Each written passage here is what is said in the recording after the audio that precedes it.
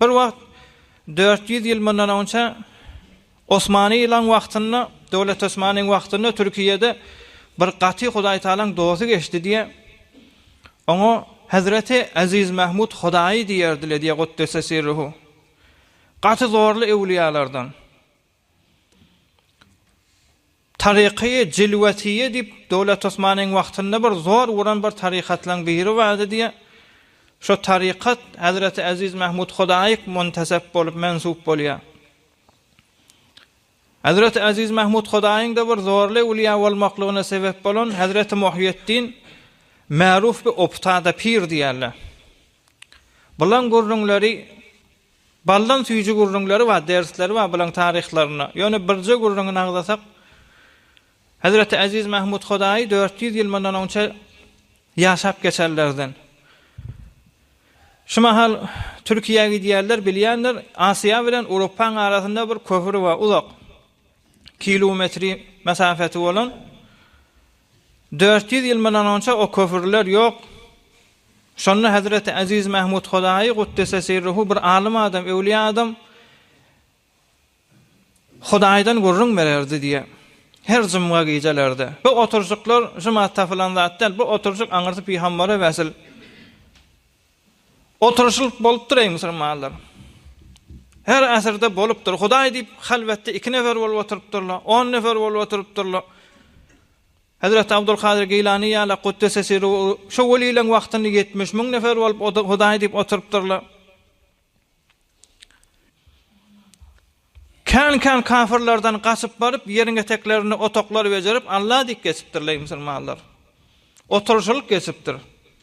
Hazreti Aziz Mahmud Hudaý öz wagtynda 400 ýyl mundan önce jymma gyjy suhanrany ederdi diye.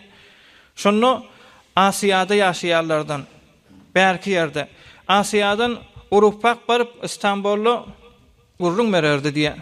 Takwalykdan, din diýanatdan. Şonu bir taýmylja bolmaly bir näse agaçdan bejerilen şoň üstüne minip aňryk kesip jymma gyjalaryny gurrun bererdi. Alhasil bir gün aňryk kesek bolanda hewre iýniken bir olahan derýadan geçmeli, hawada gomly, mawşly tolkun worup duran eýem agdarjak mene. Aňyrdan kan uly märeke gözleşipdi, şoňa Hudaýdan gurrun berilmeli, taraflar ihlasy artar ýaly. Şonu nämetçegini bilmedi diye Hazreti Aziz Mahmud Hudaý Guddese sirruhu aýyna Hudaý ýoludur, Hudaý diýen adam hemişe ýoly açyk bolýandyr diýip Bismillahirrahmanirrahim diýip taýmylyny şu derýa goýup aňryk gaşyny wurk gidenni Hudaý Taalaň emri bilen, Allahyň gudreti bilen iki taraf olokon keşdiler agdarjak bolup duran gowmlar bolupdy. Emma şoň bir taýmaljygynyň iňi 2 metrdir, metr ýarymdyr. Şoň özi ýaljak, şo taýsy bir ýazyň güni ýaljak bolup açylyp, hatda şoň iýdi bir hilli süýt dökülen ýaly nur bolup gitdi diýe.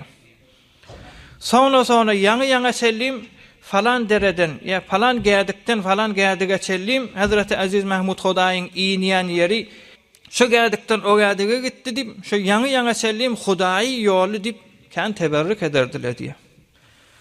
Hudaý ýollydy Aziz Mahmud Hudaýyň özüne de aýtdy, ýok, Hudaý diýip gidilen ýol her hilli mawşlar geleni bilen dogurja gitmelidir. Jame fesat.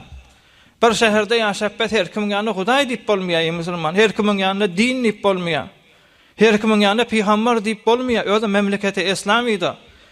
Emma şeýle fitne zamanynda bolsa, hejaba raýat etjek adam uly millet ýalaňaçda bolsa hejabyny raýat edip geçer. Doğru gezecek adamı hemişe meydan giýinýär musulmanlar. Ola adamlar da özü bilen tamam bolýan nädir? Kıyamete çellim gidiýändir musulmanlar.